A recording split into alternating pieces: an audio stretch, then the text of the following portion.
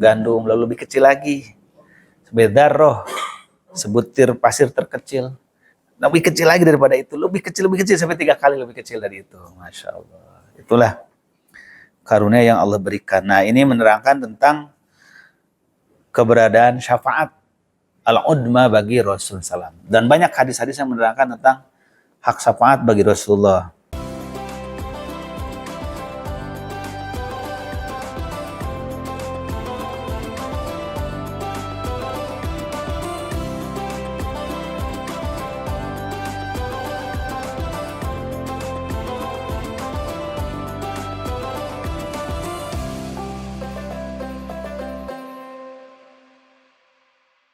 Hadis syafaati wa qad taqaddama mutawwalan min riwayati Abi Hurairah. Dan dari Anas bin Malik juga menerangkan hadis tentang syafaat, tapi tersebutkan dalam hadis Abu Hurairah ya, dalam bab yang lain. Itu dalam Kitabul Anbiya, bab para nabi. Wa zadahuna fi akhirih.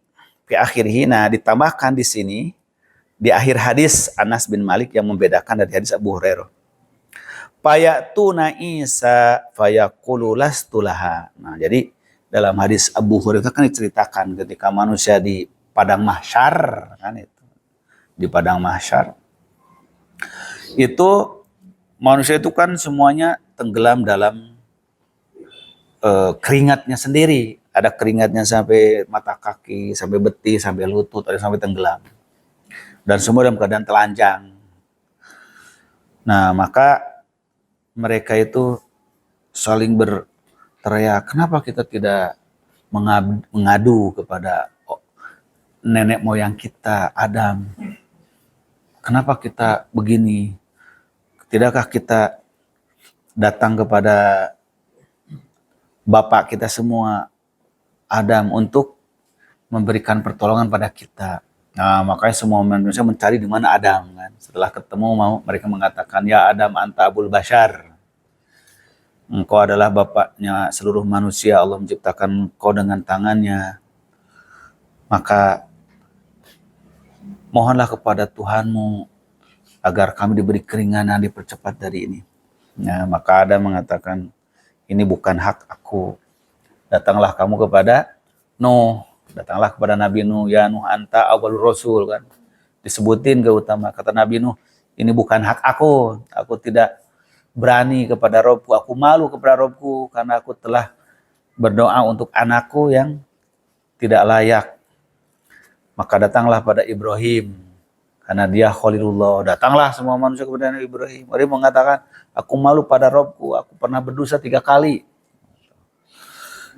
Maka kata Nabi Ibrahim, datanglah kalian kepada Musa. Karena Musa itu kalimullah. Datanglah semua ke Nabi Musa. Nabi Musa mengatakan, ini bukan hakku, aku malu kepada Robku. Aku pernah memukul seseorang sampai mati. Kan, gitu. Maka datanglah kepada Isa. Dia adalah kalimat Allah yang Allah tiupkan kepada Maryam. Maka datanglah Nabi Isa. Nah, ini dikatakan, fayatuna Isa fayaqulu lastulaha. Jadi disingkat ini. Mereka datang pada Nabi Isa, tapi Nabi Isa mengatakan, aku bukan yang berhak untuk itu. Walakin alaikum bi Muhammadin fayatuni fa'aqulu analaha. Maka kata Nabi, semua mereka datang padaku, aku katakan akulah yang berhak untuk itu.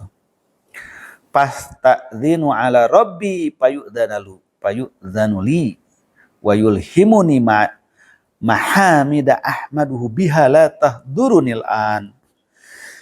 Maka kata Rasulullah, aku mohon izin kepada Robku, maka aku diizinkan dan Allah mengilhamkan kepadaku pujian-pujian yang aku memuji kepadanya, tapi aku tidak bisa hadirkan sekarang.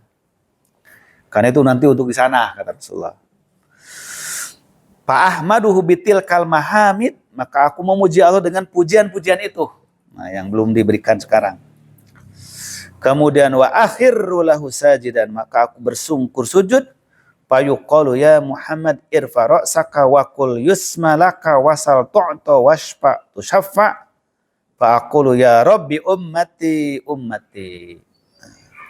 Fayuqalu intalik fa akhriz minha man kana fi qalbihi misqalu sya'iratin min iman. Walaupun di sini disebutkan setimbangan biji gandum. Qala pantoliku fa'af'alu, aku pergi melakukan itu, suma'ad a'udu fa'ahmaduhu bitil kalmahamid. Rasulullah memuji lagi dengan pujian yang Allah ajarkan itu.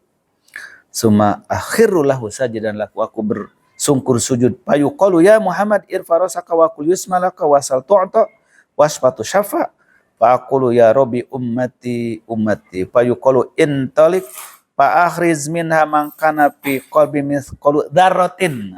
Jadi lebih kecil lagi dari syair tadi. Ya, walaupun hanya sebesar debu. Au khardalatin min imanin.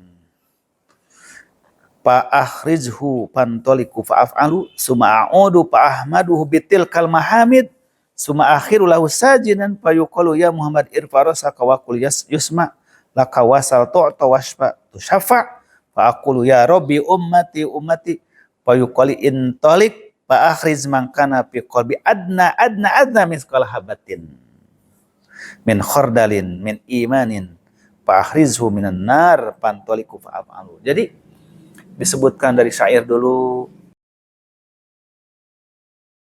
gandum, lalu lebih kecil lagi, sebedarroh, sebutir pasir terkecil, lebih kecil lagi daripada itu, lebih kecil sampai 3 kali lebih kecil dari itu. Masya Allah. Itulah karunia yang Allah berikan. Nah, ini menerangkan tentang keberadaan syafaat al-udma bagi Rasul SAW. Dan banyak hadis-hadis yang menerangkan tentang hak syafaat bagi Rasulullah. Seperti hadis tentang pertanyaan Abu Hurairah, ya Rasulullah, ayun nasi as'adu bisafa'atika yaumal qiyamah. Jadi, siapakah manusia yang paling beruntung dengan syafaatmu pada hari kiamat? Kata Nabi, man qala la ilaha illallah khalisan min qalbi. Siapa yang bertauhid itu yang paling berhak mendapat. Dan berarti untuk mendapat syafaat itu harus bertauhid. Tanpa tauhid, nah maka di antara fadilah tauhid adalah sebagai dasar orang mendapat syafaat dari Rasulullah SAW. Kemudian yang kedua adalah syafaat Rasulullah SAW itu kepada Abu Thalib kan, pada Abu Thalib, sehingga beliau adalah orang musyrik tetapi azabnya yang paling rendah. Jadi syafaat itu bisa meringankan orang berdosa dari azabnya, bisa meninggikan derajat orang yang soleh dari kedudukan seharusnya, bisa mempercepat orang dari neraka, bisa mengampuni orang dari dosa-dosanya. Nah, itulah jenis-jenis syafaat Rasulullah. Itu pembahasan tentang jenis-jenis syafaat. Yang jelas hadis ini menerangkan tentang subutu syafaat li Rasulillah SAW. Nah, itu tentang iman terhadap adanya syafaat. Adapun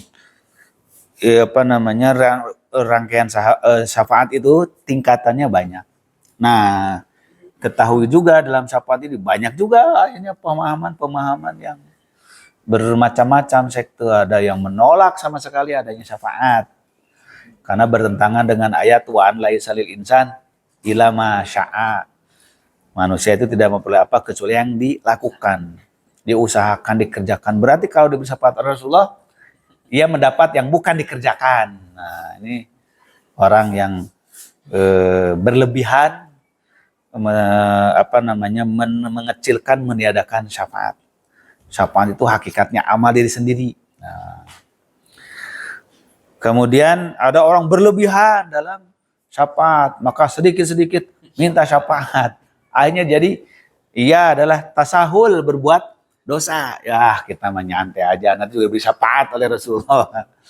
Bahkan banyak orang mencari-cari dalil-dalil sampai hadis palsu pun dipakai dalil untuk mendapat syafaat. Sampai saya mah sudah mencintai kelahiran Nabi, udah cukup dapat syafaat Rasulullah. Gitu kan. Sampai dikatakan man ahabba maulidi kan, siapa yang mencintai kelahiranku gitu. Pasti dapat syafaat. Itu hanya terlalu mengobral syafaat. Nah, maka Ahlussunnah tidak seperti itu. Maka dalam Al-Quran ada as-syafa'ah al-manfiyah, syafaat yang tertolak. Itulah pemahaman syafaatnya kaum musyrikin. Seperti mereka menganggap orang-orang soleh, para malaikat, berhala-berhala itu adalah penolong-penolong mereka. Itulah syafaat yang ditolak oleh Al-Quran. Yang mereka mengatakan, mana buduhum illa liyuqarribunallah liyuqarribuna ilallahi zulfa. Kami tidak menyembahnya, ini hanya untuk sarana aja, perantara saja, untuk memberi syafaat pada kami, karena mereka orang dekat. Nah, ini mereka adalah yang mengobral syafaat. Itulah syafaat versi kaum musyrikin yang ditolak oleh Islam. Maka Islam menetapkan adanya syafaat yang sahih, yaitu pertalian akidah, pertalian iman itu menyebabkan manusia bersaudara, sehingga amal mereka jadi sering berhubungan.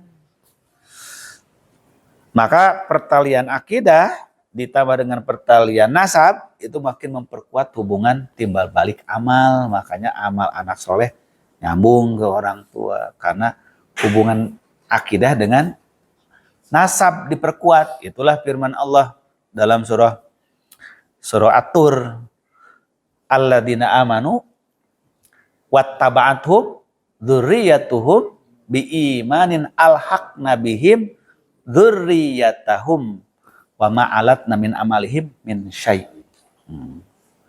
Orang-orang yang beriman lalu diikuti keimanannya oleh anak cucu mereka, maka firman Allah, alhaqna bihim dzurriyyatahum, akan kami gabungkan dengan mereka amal anak cucu mereka. Nah, inilah fadilah perwarisan iman. Jadi kalau seorang nabi, dia punya anak yang beriman juga, maka dengan keimanan itu kedudukan dzurriyyatnya disamakan dengan orang tuanya. Kalau kita beriman lalu anak cucu kita beriman seperti kita, amal soleh kita lebih tinggi daripada anak-anak kita. Anak kita akan diangkat di hari akhiratnya sederajat dengan kita. Jadi tidak ngikutin derajat yang paling rendah, ngikutin derajat yang paling tinggi. Kalau sebaliknya anaknya lebih tinggi, lebih soleh daripada orang tuanya, ke bawah orang tuanya sama anaknya. Nah, itulah fadilah anak soleh. Kalau tadi fadilah bapak soleh. Di dalam Al-Quran itu bukan hanya anak soleh yang dibahas, tapi bapak soleh juga. Akhirnya kita lupa. Terus aja ngedoktrin anak soleh. Yang nggak bakal soleh anaknya kalau bapaknya nggak soleh. Ini doktrin bapak soleh. Bahwa kalau bapaknya soleh, anaknya beriman, walaupun kurang soleh dari bapaknya, ke bawah derajatnya. Coba lihat tafsir semuanya begitu. Tafsir Ibnu Katsir, tafsir At-Tabari, tafsir Al-Qurtubi. Ayat ini menerangkan bahwa di hari kiamat, kata Ibnu Abbas,